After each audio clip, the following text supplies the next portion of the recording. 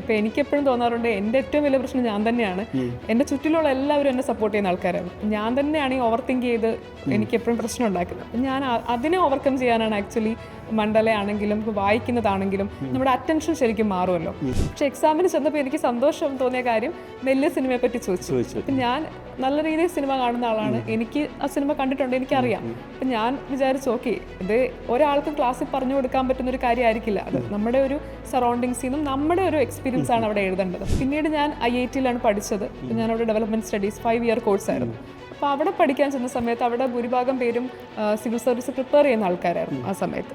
അപ്പോൾ അവർ തന്ന അതിൽ ഒരുപാട് പേര് മലയാളികളായിരുന്നു. ഞങ്ങളുടെ ഡിപ്പാർട്ട്മെൻറ്റിൽ മോസ്റ്റ് ഓഫ് ദ സ്റ്റുഡൻസ് കേരളത്തിൽ നിന്നുള്ളവരായിരുന്നു. അപ്പോൾ അവർ തന്ന ഒരു ഇൻസൈറ്റ്സ് എനിക്ക് കേരള കേഡറിനോടൊരു താല്പര്യം ഉണ്ടാവാൻ തോന്നി. ആക്ച്വലി ഞാൻ മെയിൻസിനൊന്നും അതുകൊണ്ട് സെപ്പറേറ്റ് ഒരു ക്ലാസ്സോ ഗൈഡൻസോ ഒന്നും എടുത്തില്ല. ആൻസർ റൈറ്റിങ്ങും ചെയ്തില്ല. അപ്പോൾ എനിക്കറിയുന്ന രീതിയിൽ ആൻസർ എഴുതാം.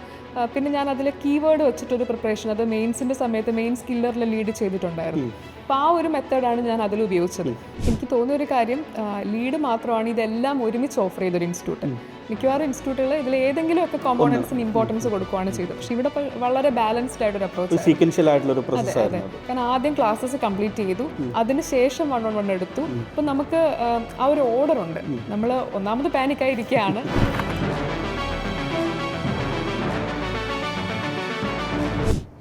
ലക്ഷക്കണക്കിന് ആസ്പിരൻസ് പങ്കെടുക്കുന്ന UPSC മോഡലിൽ PSC കണ്ടക്ട് ചെയ്യുന്ന കേരളത്തിലെ ഏറ്റവും പ്രസ്റ്റീജിയസ് ആയിട്ടുള്ള എക്സാമിനേഷനാണ് KS.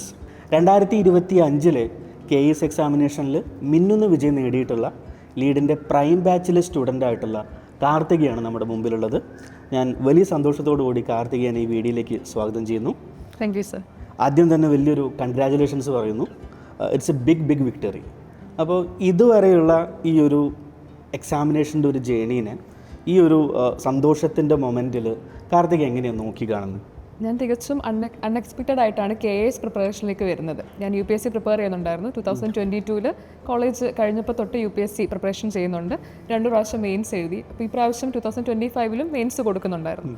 അപ്പോൾ ആ ഒരു പ്രിപ്പറേഷൻ്റെ ഇടയ്ക്കാണ് ആക്ച്വലി KS വരുന്നത്. KSൻ്റെ പ്രിലിംസ് UPSC പ്രിലിംസിൻ്റെ റിസൾട്ട് വന്ന ഒരു 2 ദിവസത്തിനുള്ളിലായിരുന്നു.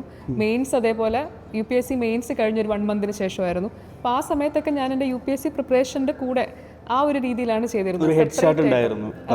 സെപ്പറേറ്റ് ആയിട്ടൊന്നും ചെയ്തിട്ടില്ല. UPSCക്ക് പഠിച്ച കാര്യങ്ങൾ, പിന്നെ ഞാൻ സ്കൂളിൽ പഠിക്കുമ്പോൾ ക്വിസ് കോമ്പറ്റീഷൻസിന് പാർട്ടിസിപ്പേറ്റ് ചെയ്യുമായിരുന്നു. പിന്നെ ഞാൻ പഠിച്ചത് കേരള സിലബസ് ആണ്. അപ്പം മലയാളം അതൊന്നും എനിക്ക് അത്ര പ്രശ്നമുള്ള കാര്യമായിരുന്നില്ല എക്സാമിന്. അപ്പോൾ അങ്ങനത്തെ കുറേ ഒരു ഇതുണ്ടായിരുന്നു, ഒരു ഗുണമുണ്ടായിരുന്നു കുറേ കാര്യങ്ങൾ. അപ്പോൾ അതിൻ്റെയൊക്കെ ഒരു ബെനിഫിറ്റ് എനിക്ക് എക്സാമിൽ ത്രൂ ഔട്ട് ദ പ്രോസസ്സ് കിട്ടിയിട്ടുണ്ട്. പിന്നെ ഇൻ്റർവ്യൂ വന്ന സമയത്താണ് ഞാൻ ആക്ച്വലി കുറച്ചുകൂടെ സീരിയസ് ആയിട്ട് പ്രിപ്പയർ ചെയ്യുന്നത്. അതിന് മുന്നേ വരെ മെയിൻസ് ആണെങ്കിലും ഞാൻ 2 മെയിൻസ് ചെയ്തുകൊണ്ട് എനിക്ക് ആൻസർ റൈറ്റിംഗ് ഒരു പ്രശ്നമായിരുന്നില്ല. എനിക്ക് UPSCക്ക് ടൈം ആയിരുന്നു പ്രശ്നം. പക്ഷേ KSനെ സംബന്ധിച്ചിടത്തോളം ടൈം വളരെ യൂസ്ഫുൾ ആയിട്ട് എനിക്ക് യൂസ് ചെയ്യാൻ പറ്റി. മാത്രമല്ല ഒരു പ്രശ്നം എനിക്ക് ഫീൽ ചെയ്തില്ല കംപ്ലീറ്റ് ചെയ്യുന്നതിൽ. സമയത്തിന് മുന്നേ തന്നെ എല്ലാ പേപ്പേഴ്സും കംപ്ലീറ്റ് ചെയ്യാൻ പറ്റി. ഇൻ്റർവ്യൂ ആയ സമയത്ത് എനിക്ക് കോമ്പറ്റീഷൻ്റെ ഒരു ചൂട് മനസ്സിലായി. 22 പേരേ ഉള്ളൂ. അപ്പോൾ ഒരു ടോപ്പ് 5 എത്തുക എന്ന് പറയുന്നത് അത്രയും ഇമ്പോർട്ടൻ്റ് ആണ് എന്ന് മനസ്സിലായി. അപ്പോൾ ഞാൻ മാക്സിമം കിട്ടാവുന്ന അത്രയും ഗൈഡൻസ് ഇൻ്റർവ്യൂവിൽ എടുത്തു. മാക്സിമം 1-on-1 സെഷൻസ് അറ്റൻഡ് ചെയ്തു. അപ്പോൾ ഇൻ്റർവ്യൂ ആണ് ആക്ച്വലി എന്നെ ഹെൽപ്പ് ചെയ്തതെന്ന് എനിക്ക് തോന്നുന്നു. പറയുന്നു. ഓക്കെ, ഈ 2025 KSന് ഒരു പ്രത്യേകതയുണ്ട്. നമ്മൾ 2020 ആദ്യത്തെ എക്സാമിനേഷൻ നടക്കുന്നത്. അപ്പോൾ അതിനുശേഷം ഒരു വലിയൊരു ആൻറ്റിസിപ്പേഷൻ ഉണ്ട്. ഈ കൊല്ലം നടക്കും, അടുത്ത കൊല്ലം നടക്കും എന്നുള്ള വലിയ ചൂടേറിയ ചർച്ചകൾ നടക്കുന്നു. എക്സാമിനേഷൻ ക്യാൻസൽ ചെയ്യുമോ എന്നുള്ളൊരു ചില കോണിൽ നിന്ന് അങ്ങനെ വാർത്തകൾ വരുന്നുണ്ട്. അപ്പോൾ ഇങ്ങനെ ഒരു 5 കൊല്ലത്തിന് ശേഷം ഈ എക്സാമിനേഷൻ നടക്കുമ്പോൾ അതിൻ്റേതായിട്ടുള്ള എന്തെങ്കിലും ഒരു സ്ട്രെസ്സൊക്കെ കാർത്തികയ്ക്ക് ഫീൽ ചെയ്തിരുന്നോ? നമ്മൾ UPSCയുടെ ഒരു ഹെഡ് സ്റ്റാർട്ട് ഉണ്ടെങ്കിൽ കൂടിയും കേരള അഡ്മിനിസ്ട്രേറ്റീവ് സർവീസ് എക്സാമിനേഷൻ്റെ ആ ഒരു പെക്യുലിയർ ആയിട്ടുള്ളൊരു ഘടന എങ്ങനെയാണ് അത് ഏതെങ്കിലും രീതിയിൽ ഒരു സ്ട്രെസ്ഫുൾ ആയിട്ട് മാറിയത്? ആക്ച്വലി ഞാൻ UPSC എഴുതുമ്പോഴും എൻ്റെ ആഗ്രഹം എന്ന് പറയുന്നത് അഡ്മിനിസ്ട്രേറ്റീവ് സർവീസ് ആണ്. അതും കേരളത്തിൽ വർക്ക് ചെയ്യണം എന്നുള്ളായിരുന്നു എൻ്റെ ആഗ്രഹം. അപ്പോൾ KSൻ്റെ നോട്ടിഫിക്കേഷൻ വന്നപ്പോൾ തൊട്ട് ഞാൻ ആലോചിക്കുന്ന കാര്യം, ഓക്കെ ഇത് കിട്ടുവാണെങ്കിൽ കേരളത്തിൽ വർക്ക് ചെയ്യാം. ആ ഒരു കാര്യമാണ് എന്നെ ഏറ്റവും എക്സൈറ്റഡ് ആയിട്ട് എനിക്ക് എക്സൈറ്റ് ചെയ്ത കാര്യം. ആ ഒരു ഫാക്ടറാണ്. പിന്നെ എക്സാം വന്ന സമയത്ത് ഇത്രയും വേക്കൻസി കുറവാണല്ലോ എന്നുള്ളൊരു കാര്യം എനിക്ക് എപ്പോഴും ഒരു ട്രോമയായിരുന്നു. എനിക്കൊരു പേടിയായിരുന്നു. അത് വലിയ രീതിയിൽ അത് ഒരു ബാക്ക് ഫയർ ചെയ്തിരുന്നു അത് ഏതെങ്കിലും പ്രിപ്പറേഷന്? ആക്ച്വലി ഞാൻ മെയിൻസിനൊന്നും അതുകൊണ്ട് സെപ്പറേറ്റ് ഒരു ക്ലാസ്സോ ഗൈഡൻസോ ഒന്നും എടുത്തില്ല, ആൻസർ റൈറ്റിങ്ങും ചെയ്തില്ല. അപ്പോൾ എനിക്കറിയുന്ന രീതിയിൽ ആൻസർ എഴുതാം. പിന്നെ ഞാൻ അതിലെ കീവേഡ് വെച്ചിട്ടൊരു പ്രിപ്പറേഷൻ, അത് മെയിൻസിൻ്റെ സമയത്ത് മെയിൻസ് കില്ലറിൽ ലീഡ് ചെയ്തിട്ടുണ്ടായിരുന്നു. അപ്പോൾ ആ ഒരു മെത്തേഡാണ് ഞാൻ അതിൽ ഉപയോഗിച്ചത്. പിന്നീട് എനിക്ക് ഇൻ്റർവ്യൂ കോൾ കിട്ടിയപ്പോൾ തോന്നി, ഓക്കെ എനിക്ക് ആ സമയത്ത് ഒരു ഗൈഡൻസ് ഒക്കെ എടുക്കായിരുന്നു എന്ന് അന്നേരം തോന്നിയിരുന്നു. നമുക്ക് മാർക്കിനെ പറ്റി അറിയില്ല, എത്ര മാർക്കുണ്ടെന്ന് അറിയില്ല, ആ ഒരു സമയത്ത് തോന്നിയിരുന്നു. ഈ മെയിൻസ് കില്ലറിൻ്റെ കാര്യം പറഞ്ഞപ്പോൾ ലീഡുമായിട്ടുള്ളൊരു അസോസിയേഷൻ എങ്ങനെയായിരുന്നു? പ്രൈം സ്റ്റുഡൻ്റ് ആണ് എന്നുള്ള കാര്യം എനിക്കറിയാം. ലീഡിന് ഒരു ഫിലോസഫി ഉണ്ട്, നമുക്കറിയാം. മെയിൻസ് കില്ലർ ഉണ്ട്, പ്രിലിംസ് കില്ലർ ഉണ്ട്, ബൗൺസ് ബാക്ക് ഉണ്ട്. കാർത്തിക് തന്നെ ബൗൺസ് ബാക്ക് സ്റ്റുഡൻ്റ് ആയിരുന്നു 2023 അല്ലേ?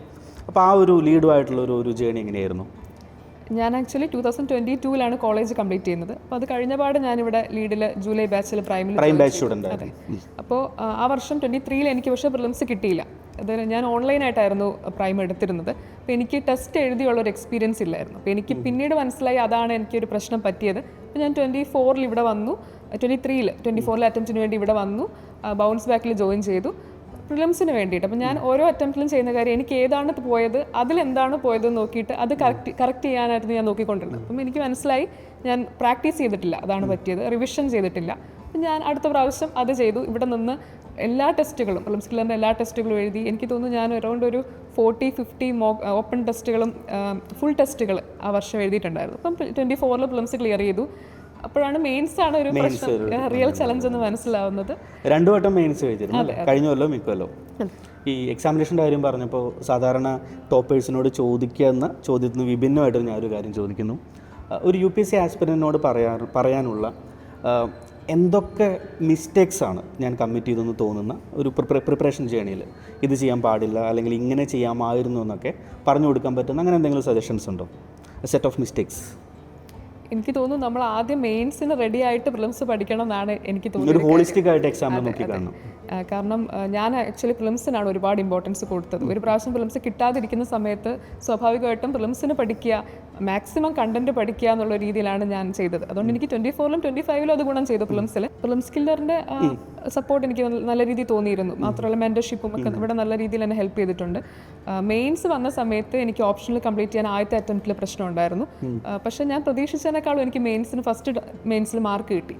അതാണ് ആക്ച്വലി എനിക്ക് അടുത്ത പ്രാവശ്യവും ഞാൻ ഇതേ ഒരു രീതിയിൽ തന്നെ പോയി. പക്ഷെ എനിക്ക് 25-ൽ കിട്ടാത്തപ്പോൾ എനിക്ക് മനസ്സിലായി ഇത് പോരാ, കുറച്ചുകൂടെ കാര്യങ്ങൾ ചെയ്യണം എന്നുള്ളത് മനസ്സിലായി.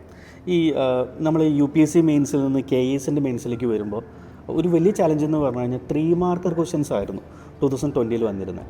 എന്ന് മാത്രമല്ല 2025 5 കൊല്ലങ്ങൾക്കപ്പുറം ഈ എക്സാമിനേഷൻ വരുമ്പോൾ എന്തായിരിക്കുമെന്നുള്ള വലിയൊരു അൺപ്രഡിക്റ്റബിലിറ്റി ഉണ്ട്. അപ്പോൾ എങ്ങനെയായിരുന്നു കാർത്തിക പ്രിപ്പയർ ചെയ്തത്? ഒരു മെയിൻസിൻ്റെ ആ ഒരു പ്രിപ്പറേഷൻ്റെ ഒരു ബാക്ക്ഗ്രൗണ്ട് തന്നെയാണോ, അതോ ഒരു 5 മാർക്കിൻ്റെ ഒരു ക്വസ്റ്റ്യൻ എങ്ങനെ എഴുതണമെന്നൊക്കെ ഉള്ളൊരു ആ രീതിയിലൊക്കെ സ്വയം ചിട്ടപ്പെടുത്തിയിരുന്നു? സാർ, ഞാൻ ആക്ച്വലി ഒറ്റയ്ക്കാണ് പ്രിപ്പയർ ചെയ്യുന്നത്. അപ്പോൾ എനിക്ക് ഇത്തരത്തിലുള്ള കൺസേൺസ് ഒന്നും എന്നിലേക്ക് എത്തുന്നില്ല. ഞാനിതൊന്നും അറിയുന്നില്ല ആക്ച്വലി. 5 മാർക്കർ വരുമോ 10 മാർക്കർ വരുമോ? പിയർ ഗ്രൂപ്പ് ഒക്കെ ഉണ്ടായിരുന്നു അപ്പോൾ കാർത്തിക്? അങ്ങനെ ഇല്ല, ഞാൻ സെൽഫ് സ്റ്റഡി. അങ്ങനെ ഒരു കാര്യം ഞാൻ പണ്ടേ അങ്ങനെയാണ് ചെയ്യാറ്, ആ ഒരു രീതി അത് ഫോളോ ചെയ്തു. പിന്നെ എനിക്ക് തോന്നുന്നു എനിക്കതാണ് കംഫർട്ടബിളും. അതെ, ഞാൻ പഠിക്കുന്ന ടൈം, എൻ്റെ ഷെഡ്യൂൾ എന്നൊക്കെ എനിക്ക് കുറച്ചുകൂടെ വേറെ ആൾക്കാർ വരുമ്പോൾ ചിലപ്പോൾ അവർക്ക് ബുദ്ധിമുട്ടാവും തോന്നിയിട്ടുണ്ട്. ഓക്കെ, അപ്പം അതുകൊണ്ട് ഇത്തരം കാര്യങ്ങളൊന്നും പല കാര്യങ്ങളും ഞാൻ അറിയുന്നുണ്ടായിരുന്നില്ല. ഇങ്ങനെയൊക്കെ സംഭവിക്കാൻ ചാൻസ് ഉണ്ട് എന്നുള്ളത് എനിക്കറിയില്ലായിരുന്നു. പിന്നെ ഞാൻ ചെയ്തൊരു കാര്യം, മെയിൻസിൻ്റെ സമയത്ത് ഞാൻ ഈ കീവേഡ്സ്, ഞാൻ നേരത്തെ പറഞ്ഞ പോലെ കീവേഡ്സ് ബേസ്ഡ് ആയിട്ടുള്ള അപ്രോച്ചാണ് എനിക്ക് മെയിൻസിൽ കുറച്ച് യൂസ്ഫുൾ ആയിട്ട് തോന്നിയത്. അതേപോലെ തന്നെ മാത്രമല്ല KAS നമുക്ക് സ്പേസ് വളരെ കുറവാണ്. അപ്പോൾ ആ സ്പേസിൽ എഴുതാൻ വേണ്ടിയിട്ട് മാക്സിമം കീവേഡ്സ് ഓറിയൻറ്റഡ് ആയിട്ട് എഴുതുക എന്നൊരു സ്ട്രാറ്റജിയാണ് ഞാൻ ഫോളോ ചെയ്തത്. ഷോർട്ട് നോട്ടൊക്കെ തയ്യാറാക്കിയിരുന്നു? ഇല്ല, എനിക്കതിനുള്ള സമയം ഉണ്ടായിരുന്നില്ല ആക്ച്വലി. കാരണം മെയിൻസ് കഴിഞ്ഞ് ഞാൻ പറഞ്ഞല്ലോ, ഞാൻ വേറെ എക്സാമിന് പ്രിപ്പയർ ചെയ്യുന്നുണ്ടായിരുന്നു, സെക്രട്ടറി ടെസ്റ്റിന് പ്രിപ്പയർ ചെയ്യുന്നുണ്ടായിരുന്നു. അതിനുവേണ്ടി ഞാൻ കേരള ഇക്കോണമിയൊക്കെ നല്ല രീതിയിൽ പഠിച്ച് അതിൻ്റെ നോട്ടൊക്കെ പ്രിപ്പയർ ചെയ്തിരുന്നു. ആ നോട്ട് എനിക്ക് യൂസ്ഫുൾ ആയി. അല്ലാതെ KAS സച്ച് ഞാൻ നോട്ട് പ്രിപ്പയർ ചെയ്തില്ല. പകരം ചെയ്തത് ഞാൻ ടെസ്റ്റ് സീരീസ് പർച്ചേസ് ചെയ്തു. എന്നിട്ട് അതിൻ്റെ കീ എടുത്തിട്ട്, ഇപ്പോൾ അതിൻ്റെ ബുക്ക്ലെറ്റ് തരുമല്ലോ, ആ ബുക്ക്ലെറ്റിൽ ആദ്യമൊക്കെ ഞാൻ ഞാൻ എഴുതും, ടാബിൽ എടുത്തിട്ട് ഞാൻ ഏതൊക്കെയാണ് കീവേഡ്സ് എന്നുള്ളത്. ഇപ്പോൾ കേരള ആർട്ട് റിലേറ്റഡ് ക്വസ്റ്റ്യൻ ആണെങ്കിൽ ഞാൻ അതിൽ എനിക്കറിയുന്ന കീവേഡ്സ് ഒക്കെ എഴുതും. എന്നിട്ട് ആൻസർ കീ നോക്കിയിട്ട് ഏതൊക്കെ കീവേഡ്സ് ആണ് മിസ്സിംഗ് ഉള്ളത് നോക്കും. പിന്നെ ലാസ്റ്റ് ആയപ്പോൾ എഴുതാനൊന്നും സമയമില്ല, പിന്നെ ജസ്റ്റ് ഒന്ന് വായിക്കും, ബ്രെയിൻ സ്റ്റോം ചെയ്യും, അടുത്ത കീ നോക്കും. ആ ഒരു രീതിയിലാണ്. അപ്പോൾ എനിക്ക് തോന്നുന്നു ലാസ്റ്റ് വീക്കൊക്കെ ആയപ്പോൾ ഞാനൊരു 10-12 മണിക്കൂറൊക്കെ കീ മാത്രമാണ് അന്നേരം നോക്കിക്കൊണ്ടിരുന്നത്. നമ്മൾ ഈ സ്ട്രെസ്സിൻ്റെ കാര്യം പറഞ്ഞപ്പോഴേ, കാർത്തികയുടെ ഒരു ബയോഡേറ്റ നമ്മൾ അന്ന് സംസാരിക്കുന്ന സമയത്തൊക്കെ 1-2 കാര്യങ്ങൾ ഞാൻ ശ്രദ്ധിച്ചിരുന്നു. ഒന്ന്, മണ്ഡല ആർട്ടിനെ കുറിച്ച് പറഞ്ഞിരുന്നു. സാധാരണ ഹോബിയിൽ അധികം കാണാത്ത ഒന്നാണ്. വേറൊന്ന് ഓഫ് കോഴ്സ് ഫിക്ഷൻ, മലയാളം ലിറ്ററേച്ചറിൻ്റെ ഒരു ബാക്ക്ഗ്രൗണ്ടാണ്. ഈ രണ്ട് കാര്യങ്ങളൊക്കെ ഒരു ഡീസ്ട്രെസ്സറായിട്ട് മാറിയിരുന്നു പ്രിപ്പറേഷൻ്റെ ഒരു ജേണിയിൽ. ആക്ച്വലി ഞാനിങ്ങനെ ഓവർ തിങ്ക് ചെയ്ത്, ഞാൻ അന്ന് വീക്ക്നെസ്സിലും ഓവർ തിങ്ക് ചെയ്ത് അനാവശ്യമായിട്ട് പ്രശ്നം ഉണ്ടാക്കുന്ന ഒരാളാണ് സ്വയം. ഇപ്പം എനിക്കെപ്പോഴും തോന്നാറുണ്ട് എൻ്റെ ഏറ്റവും വലിയ പ്രശ്നം ഞാൻ തന്നെയാണ്. എൻ്റെ ചുറ്റിലുള്ള എല്ലാവരും എന്നെ സപ്പോർട്ട് ചെയ്യുന്ന ആൾക്കാരാണ്. ഞാൻ തന്നെയാണ് ഈ ഓവർ തിങ്ക് ചെയ്ത് എനിക്കെപ്പോഴും പ്രശ്നം ഉണ്ടാക്കുന്നത്. അപ്പം ഞാൻ അതിനെ ഓവർകം ചെയ്യാനാണ് ആക്ച്വലി മണ്ഡല ആണെങ്കിലും വായിക്കുന്നതാണെങ്കിലും നമ്മുടെ അറ്റൻഷൻ ശരിക്കും മാറുമല്ലോ. അപ്പം നമ്മൾ വേറൊരു കാര്യത്തിൽ നമ്മൾ എൻഗേജ്ഡ് ആവുക എന്നുള്ള രീതിയിലാണ് ഞാൻ ഈ കാര്യങ്ങളൊക്കെ ചെയ്തിരുന്നത്. സ്ട്രെസ് എന്ന് പറയുമ്പോൾ ഇപ്പം എനിക്ക് ഏറ്റവും നന്ദി പറയേണ്ടത് എൻ്റെ ചുറ്റിലുള്ള ആൾക്കാരോടാണ്. ഇപ്പോൾ എനിക്കൊരിക്കലും ഞാനങ്ങനെ സ്ട്രെസ്ഫുള്ളായി ഇരിക്കേണ്ട ഒരു സിറ്റുവേഷൻ വന്നിട്ടില്ല. ഇപ്പോൾ ഫാമിലി ആണെങ്കിലും എന്നെക്കാളേറെ അവരെന്നെ സപ്പോർട്ട് ചെയ്തു, എന്നെക്കാളേറെ എന്നെ വിശ്വസിച്ചു. എൻ്റെ പാരൻസ് ഇപ്പോൾ അത് ഞാൻ വളരെ പ്രിവിലേജ്ഡ് ആണെന്ന് തന്നെ പറയണം. അവർ അതെ അതെ. അപ്പോൾ എനിക്ക് ഫിനാൻഷ്യലി ആണെങ്കിലും ഇമോഷണലി ആണെങ്കിലും ഇപ്പോൾ ഞാൻ പ്രിപ്പറേഷൻ തുടങ്ങിയിട്ടൊരു 3 ഇയേഴ്സ് ആവുന്നു, 2-3 ഇയേഴ്സ് ആവുന്നു.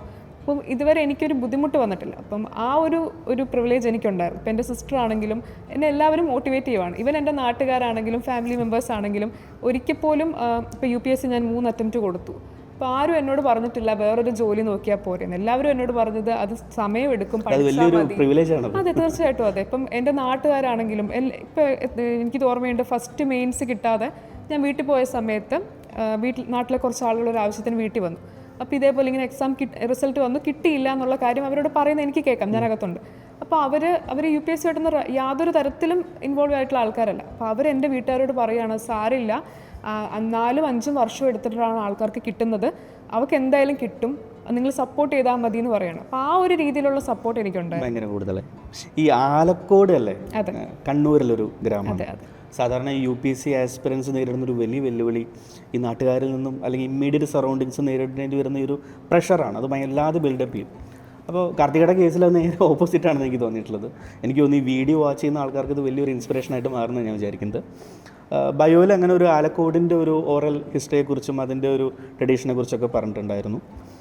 വേറൊരു ചോദ്യം എനിക്ക് ചോദിക്കാനുള്ളത്, നമ്മുടെ പേപ്പർ കേസിൻ്റെ മെയിൻസിൻ്റെ ഫസ്റ്റ് പേപ്പറിൽ ഹിസ്റ്ററിയാണ് വരുന്നത്. അപ്പോൾ അതിൽ ഒന്ന് ഇന്ത്യൻ മോഡേൺ ഇന്ത്യയൊക്കെ നമുക്ക് ഓവർലാപ്പിംഗ് ആയിട്ടുള്ള പോർഷനാണ്. മോഡേൺ വരുന്നുണ്ട്, ആർട്ട് ആൻഡ് കൾച്ചർ വരുന്നുണ്ട്. അപ്പോൾ ഈ കേരളത്തിൻ്റെ ഒരു ആർട്ട് ആൻഡ് കൾച്ചർ എന്നുള്ളൊരു ഏരിയ ഉണ്ടല്ലോ, അതിനായിട്ട് സ്പെസിഫിക് ആയിട്ട് അല്ലെങ്കിൽ കേരള ഹിസ്റ്ററി, അപ്പോൾ അതിൻ്റെ ഒരു റിസോഴ്സസ് കുറവാണ്, മെറ്റീരിയൽസും പറഞ്ഞ പോലെ തന്നെ നമുക്ക് അത്രത്തോളം ലിമിറ്റഡ് ആണ്. അപ്പോൾ ഈ ഒരു ചലഞ്ചിനൊക്കെ എങ്ങനെയാണ് അതൊരു എന്തെങ്കിലും ഒരു പ്ലാനിങ്ങോടുകൂടി നേരിട്ടോ അതോ റാൻഡമായിട്ട് ആ ഒരു സമയത്ത് ചെയ്ത കാര്യങ്ങൾ തന്നെയായിരുന്നു? ആക്ച്വലി എനിക്ക് എന്ത് ക്വസ്റ്റ്യൻ വന്നാലും എഴുതാൻ പറ്റുന്നൊരു കോൺഫിഡൻസ് ഉണ്ടായിരുന്നു ആ സമയമായപ്പോഴേക്കും. അപ്പം ഞാൻ ഈ പറഞ്ഞ പോലെ കീ നോക്കിയ സമയത്ത് എനിക്ക് ഒരുപാട് ടോപ്പിക്സ് അവിടെ നിന്ന് കിട്ടിയിട്ടുണ്ടായിരുന്നു. പിന്നെ ഒരു ബുക്ക് വെച്ച് പഠിക്കാനുള്ള സമയം അപ്പോൾ ഇല്ല. അപ്പോൾ നമ്മൾ സമയം കുറയുന്ന സമയത്ത് മാക്സിമം എളുപ്പത്തിൽ എങ്ങനെ സ്മാർട്ട് വർക്ക് ചെയ്യാൻ പറ്റുമെന്നാണല്ലോ നോക്കുന്നത്. അപ്പോൾ ആ ഒരു രീതിയിൽ ഞാൻ ഓക്കെ വരുന്നത് വരട്ടെ എന്നുള്ള രീതിയിലാണ്. അപ്പം എനിക്ക് പറ്റുന്ന കാര്യങ്ങൾ മാത്രം വളരെ കുറച്ച് കാര്യങ്ങളെ ഞാൻ ആ ടോപ്പിക്കിൽ നിന്നൊക്കെ നോക്കിയിട്ടുള്ളൂ. പക്ഷേ എക്സാമിന് ചെന്നപ്പോൾ എനിക്ക് സന്തോഷം തോന്നിയ കാര്യം നെല്ല് സിനിമയെ പറ്റി ചോദിച്ചു. അപ്പം ഞാൻ നല്ല രീതിയിൽ സിനിമ കാണുന്ന ആളാണ്, എനിക്ക് ആ സിനിമ കണ്ടിട്ടുണ്ട്, എനിക്കറിയാം. അപ്പം ഞാൻ വിചാരിച്ചു ഓക്കെ ഇത് ഒരാൾക്ക് ക്ലാസ്സിൽ പറഞ്ഞു കൊടുക്കാൻ പറ്റുന്ന ഒരു കാര്യമായിരിക്കില്ല, അത് നമ്മുടെ ഒരു സറൗണ്ടിങ്സിൽ നിന്നും നമ്മുടെ ഒരു എക്സ്പീരിയൻസ് ആണ് അവിടെ എഴുതേണ്ടത്. അപ്പം അങ്ങനത്തെ അതെ എനിക്കിന്ന് UPSC അങ്ങനത്തെ ക്വസ്റ്റ്യൻസ് വളരെ കുറവാണ്. ഇപ്പോൾ കേസിൽ പിന്നെ PK റോസിയെ പറ്റി ചോദിച്ച ക്വസ്റ്റ്യൻ, അപ്പം അങ്ങനത്തെ ക്വസ്റ്റ്യൻസ് ഒന്നും നമ്മൾ ക്ലാസ്സിൽ പഠിക്കുന്നതിനെക്കാട്ടിലും നമ്മുടെ നോളജ്, അതെ നമ്മൾ ആ ഒരു അതാണ് ഞാൻ പറഞ്ഞത്, അക്യുമുലേറ്റഡ് നോളജ് ആണ് ആക്ച്വലി ഹെൽപ്പ് ചെയ്തത്. ഒരു ഇതിന് വേണ്ടിയുള്ള പ്രിപ്പറേഷൻ എന്നല്ല, ഓവർ ദ ഇയേഴ്സ് സ്കൂളിൽ പഠിച്ച കാര്യങ്ങൾ തൊട്ട് ക്യൂസ് കോമ്പറ്റീഷൻസ് തൊട്ട് എല്ലാം UPSC പ്രിപ്പറേഷൻ അതെല്ലാം കൂടെയാണ് എന്നെ ഹെൽപ്പ് ചെയ്തത്. നമ്മൾ ഈ കോമ്പറ്റേറ്റീവ് എക്സാമിനേഷൻസിൽ പ്രത്യേകിച്ചും സിവിൽ സർവീസ് എക്സാമിനേഷനെ കുറിച്ചുള്ള ഒരു പരമ്പരാഗതമായുള്ളൊരു മിത്താണ് ഇൻ്റർവ്യൂ എന്ന് പറഞ്ഞു കഴിഞ്ഞാൽ വലിയൊരു ബാലികേറാമലയാണ്, നിങ്ങളെ എല്ലാ രീതിയിലും ചലഞ്ച് ചെയ്യുന്ന അത്തരത്തിലുള്ള ചോദ്യങ്ങളൊക്കെ ആയിരിക്കും എന്നുള്ളത്. അത് കഴിഞ്ഞ് കുറച്ച് കാലങ്ങളായിട്ട് അതിങ്ങനെ ബ്രേക്ക് ചെയ്യപ്പെടുന്നുണ്ട്. അപ്പോൾ ലീഡിൻ്റെ കേസിൻ്റെ ഒരു ഇൻ്റർവ്യൂവിൻ്റെ പാറ്റേൺ എന്ന് പറഞ്ഞു കഴിഞ്ഞാൽ ജിതിൻ സാറിൻ്റെ ഒരു ഗ്രൂമിങ്ങിനെ കുറിച്ചുള്ള ഒരു സെഷൻ ഉണ്ടായിരുന്നു, മെൻറ്റേഴ്സിൻ്റെ ഒരു ബയോഡേറ്റ സെഷൻ ഉണ്ടായിരുന്നു, മോക്ക് ഉണ്ടായിരുന്നു. ഈ ഒരു എക്സ്പീരിയൻസ് എങ്ങനെയാണ് ഈ വിജയത്തെ മോൾഡ് ചെയ്തത്? എനിക്ക് തോന്നിയ ഒരു കാര്യം, ലീഡ് മാത്രമാണ് ഇതെല്ലാം ഒരുമിച്ച് ഓഫർ ചെയ്തൊരു ഇൻസ്റ്റിറ്റ്യൂട്ട്. മിക്കവാറും ഇൻസ്റ്റിറ്റ്യൂട്ടുകൾ ഇതിൽ ഏതെങ്കിലുമൊക്കെ കോമ്പോണൻസിന് ഇമ്പോർട്ടൻസ് കൊടുക്കുകയാണ് ചെയ്തത്. പക്ഷേ ഇവിടെ വളരെ ബാലൻസ്ഡ് ആയിട്ടൊരു അപ്രോച്ച്, സീക്വൻഷ്യൽ ആയിട്ടുള്ള ഒരു പ്രോസസ് ആയിരുന്നു അത്. കാരണം ആദ്യം ക്ലാസ്സസ് കംപ്ലീറ്റ് ചെയ്തു, അതിനുശേഷം 1-on-1 എടുത്തു. അപ്പം നമുക്ക് ആ ഒരു ഓർഡർ ഉണ്ട്. നമ്മൾ ഒന്നാമത് പാനിക്കായി ഇരിക്കുകയാണ്. അപ്പം ആ സമയത്ത് ഇൻസ്റ്റിറ്റ്യൂട്ടിൻ്റെ സൈഡിൽ നിന്ന് വളരെ ഫ്രണ്ട്ലി ആയിട്ടുള്ള അപ്രോച്ചും, എസ്പെഷ്യലി കോർഡിനേറ്റർ ഇഷാലയാണെങ്കിലും ആ സമയത്ത് നല്ല രീതിയിൽ നമ്മുടെ സൗകര്യത്തിന് ടൈം മാനേജ് ചെയ്ത് തന്ന്, ടൈം സ്ലോട്ട്സ് തന്ന്, സാറ് എൻ്റെ മെൻറ്ററായിരുന്നു, സാറാണെങ്കിലും എല്ലാ കാര്യങ്ങളും നമ്മുടെ ഒരു കൺവീനിയൻസിൽ ചെയ്തു തന്നു. അതൊക്കെ എനിക്ക് വളരെ യൂസ്ഫുൾ ആയിട്ട് തോന്നി. ക്ലാസ്സസ് ആണെങ്കിലും ആ പറഞ്ഞ ടോപ്പിക്ക് പറഞ്ഞ സമയത്ത് തീർത്ത് നമുക്ക് നമ്മുടെ സമയത്തിന് ഏറ്റവും ഇമ്പോർട്ടൻസ് കൊടുത്തു എന്നുള്ളതാണ് എനിക്ക് ലീഡിനോട് ഏറ്റവും വലിയൊരു കോൺഫിഡൻസ് വന്നു. അതെ അതെ. UPSC മെയിൻസ് 2 തവണ എഴുതിയിട്ടുണ്ട്. ഈ KS-ൻ്റെ ഒരു വിജയത്തിൽ നിൽക്കുമ്പോൾ UPSC-ലേക്കുള്ള എന്ത് ഇൻസൈറ്റ്സ് ആണ് നീ അടുത്ത കൊല്ലങ്ങളിൽ കാർത്തിക എക്സാമിനേഷൻ എഴുതുമെന്നാണ് ഞാൻ വിചാരിക്കുന്നത്, ഞങ്ങളെല്ലാവരും എക്സ്പെക്റ്റ് ചെയ്യുന്നത്? അങ്ങനെ എന്തെങ്കിലും ഒരു ഇൻസൈറ്റ് തോന്നുന്നുണ്ടോ ഇപ്പോൾ? എവിടെയാണ് എനിക്ക് ഇനി ഇമ്പ്രൂവ് ചെയ്യാനുള്ളത് എന്നുള്ള ഒരു കാര്യം? എനിക്ക് തോന്നുന്നു കോൺഫിഡൻസ് ആണ് ഏറ്റവും പ്രധാനം എന്നാണ് ഞാൻ ഇതിൽ നിന്ന് പഠിച്ച കാര്യം. കാരണം ഞാൻ ഈ KS മെയിൻസ് എഴുതുന്ന സമയത്ത് എനിക്ക് UPSC മെയിൻസിൻ്റെ റിസൾട്ട് വന്നിട്ടില്ല. അപ്പോൾ എൻ്റെ മനസ്സിലൊരിതുണ്ട്, ഓക്കെ എനിക്കത് കിട്ടുമായിരിക്കും. അപ്പം ഞാൻ വളരെ കൂളായിട്ടാണ്, എൻ്റെ കൂടെ എൻ്റെ അമ്മയാണ് വന്നത് PSC-യിൽ. അപ്പം അമ്മ തന്നെ, അതെ, ഞാൻ വളരെ കൂളായിട്ട് എല്ലാ എക്സാമും കഴിഞ്ഞ് ബാഗ് അമ്മയുടെ കയ്യിലായതുകൊണ്ട് ഞാനായിരിക്കും ആദ്യം ഇറങ്ങി വരുന്നത്. അപ്പോൾ അവിടെ നിന്ന് ഞാൻ വരുന്നത് തന്നെ വളരെ ഹാപ്പി ആയിട്ടാണ്. ഇപ്പോൾ ഈ സാധാരണ ഞാൻ UPSC കഴിഞ്ഞ വഴുതക്കാട് വിമൻസ് കോളേജിൽ കൂടെ വരുന്ന കാണുമ്പോൾ അറിയാം ഞാൻ ഇങ്ങനെ ഒരു വളരെ വിഷമിച്ച് പേടിച്ചാണ് വരുന്നത്. ഇത് എൻ്റെ വീട്ടുകാരെ അത്ഭുതപ്പെട്ടു പോയി. അപ്പോൾ ആ ഒരു ഇല്ലാത്ത ആ ഒരു ഫ്രീ ആയിട്ടുള്ള പാനിക് മാറുമ്പോൾ തന്നെ കാര്യങ്ങളിൽ വലിയ മാറ്റം, ക്ലാരിറ്റി, തോട്ടിന് ക്ലാരിറ്റി വരുന്നതായിട്ട് എനിക്ക് തോന്നിയിട്ടുണ്ട്. ഓക്കെ. ഈ കേരള കേഡറിനോട് അങ്ങനെ എന്തെങ്കിലും ഒരു താല്പര്യമുണ്ടോ? നമ്മൾ ബയോയിൽ ഇതിനെക്കുറിച്ച് സംസാരിച്ചിരുന്നു. അങ്ങനെ എന്തെങ്കിലും നേരത്തെയും കാർത്തിക സംസാരിച്ചിരുന്നു? എന്താ അതിൻ്റെ ഒരു കാരണം? ആക്ച്വലി എനിക്ക് പണ്ട് തൊട്ടേ സിവിൽ സർവീസിനോടൊരു താല്പര്യമുണ്ട്. ഇപ്പം നമ്മൾ കാണുന്ന സിനിമയാണെങ്കിലും നമ്മൾ വായിക്കുന്ന കഥകളാണെങ്കിലും ഒക്കെ വളരെ ഹീറോസ് ആയിട്ടുള്ള അങ്ങനത്തെ ഒരു രീതിയിലാണല്ലോ നമ്മൾ റെസ്പോൺസിബിലിറ്റി ഏറ്റെടുക്കുന്ന ആളുകളെയാണല്ലോ കാണുന്നത്.